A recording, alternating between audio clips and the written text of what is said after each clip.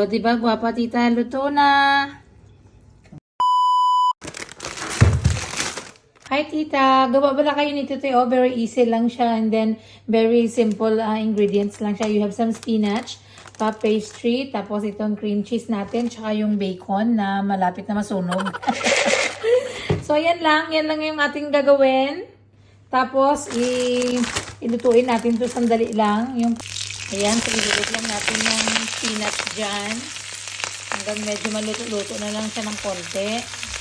Kayo-kayin hanggang maluto na lahat.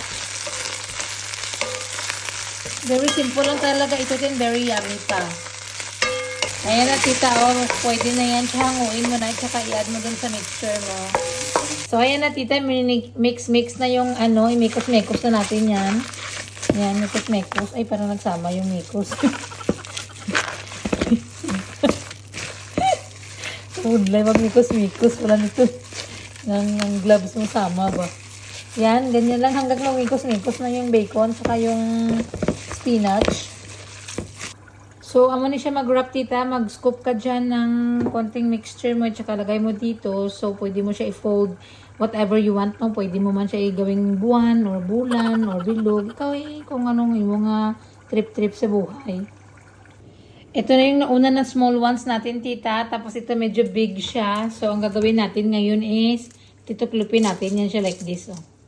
Bahala na ako na madangtan niya mamaya. So, may sobra tayo dito, tita, na pa pastry. Lagyan lang natin ito, tio. Yan, pwede naman yan. Tapos lagyan ng konting cheese. Okay. Tapos ito na po yung natapos natin. Lagyan na lang natin ng egg wash. Tsaka yung lunga-lunga. So, ayan natin. Brushan na natin siya ng itlog para pag maluto siya no golden brown.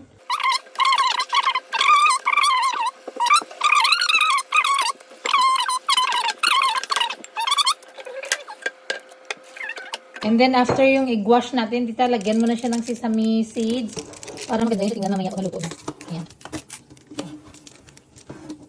Voila! Lagyan na natin sa oven. Okay, ready. Check, be. Oh.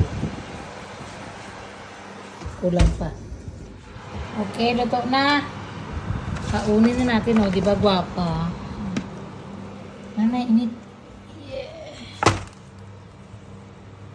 Tapos, ang isa, medyo hilaw pa. O, luto na mga tita. So, tingnan niyo, may kanya-kanya sila mga style.